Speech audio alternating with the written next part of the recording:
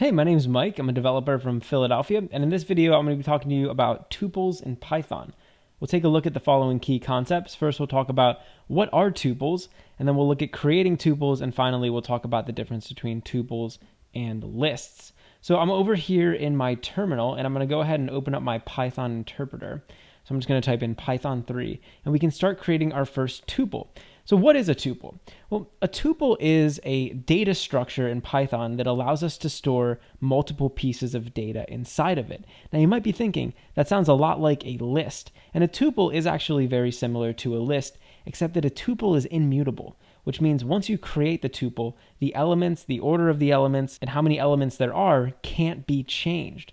So let's go ahead and create a tuple so we can see how to do it. I'm going to say my info, and I'm actually going to create a tuple that stores information about me. So the first thing here is going to be my name, which is Mike, and then we'll put my age, which is 24, and then finally we'll put my occupation, which is programmer. So here's a tuple, and just like a list, it's storing different pieces of information side by side. So I have this string, which is my name, and then a comma, then my age, and then finally my occupation. So now when I hit enter, all of this data is going to be wrapped up in this tuple, and it'll be stored in this variable. So I can come over here, and if I print out my info, you'll see that we get my information. Now, tuples can be used very similar to the way that we use lists. So if I wanted to access a piece of information, for example, let's say I wanted to access my name, I could say my info 0, and it'll give me my name, or I could say my info 1, and it'll give me my age. I could also do like my info at index position -1, and this will grab from the back of the tuple, so we'll get my occupation. So just like we interact with lists, we can also interact with tuples. The big difference though is that tuples are immutable, which means that once I create the tuple up here, I can't change or modify it.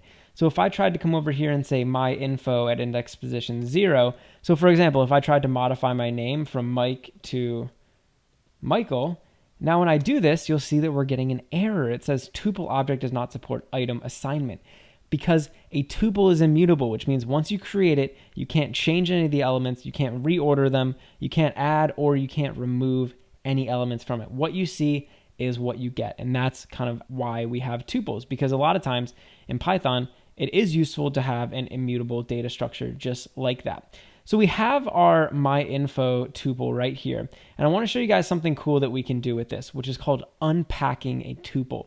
So I have 3 pieces of information here, Mike, 24, and programmer, and this information is trapped inside the tuple. But let's say that I want to store this information inside of variables.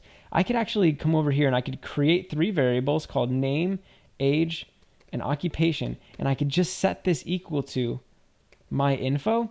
And check this out. When I hit enter, if I print out my name variable, the name got stored inside of it. If I print out age, the age got stored inside of it. And if I print out occupation, you'll see that the occupation got stored inside of it. This is what we would call unpacking a tuple. So as long as I have a number of variables over here on the left equal to the number of elements in the tuple, then all the elements will get stored inside of each one of these variables respectively. And that can be really useful. So we've looked a little bit at how these tuples work and what we can do with them. I want to show you guys one special case though, that if you're going to start using tuples, you need to be aware of, and that's creating a 1-element tuple. So if I created a 1-element tuple, I could say 1-element tuple.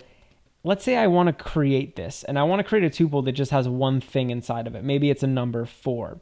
You might think that I could do this down here. So you might think that I could say 1-element tuple is equal to this, and that it's going to create a 1-element tuple. But check this out. If I print out 1-element tuple, you'll see that we just get the value 4. It didn't actually create a tuple. And that's because in Python, you can use these parentheses and you can surround expressions inside of them, right? So if I'm, doing like math, right, I could use parentheses to specify order of operations. So I could say like 1 + 3 × 8.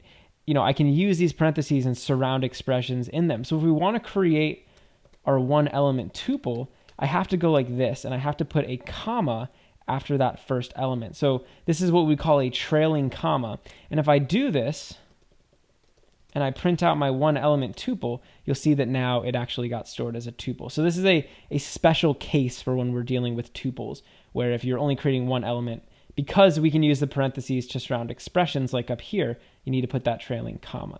So that kind of does it for all of the basics of tuples. Like I said, they're very similar to lists, except as we saw up here, they're immutable. So you can't change the ordering, you can't add or remove elements. Now you might be asking yourself, what's a situation where a tuple might come in handy?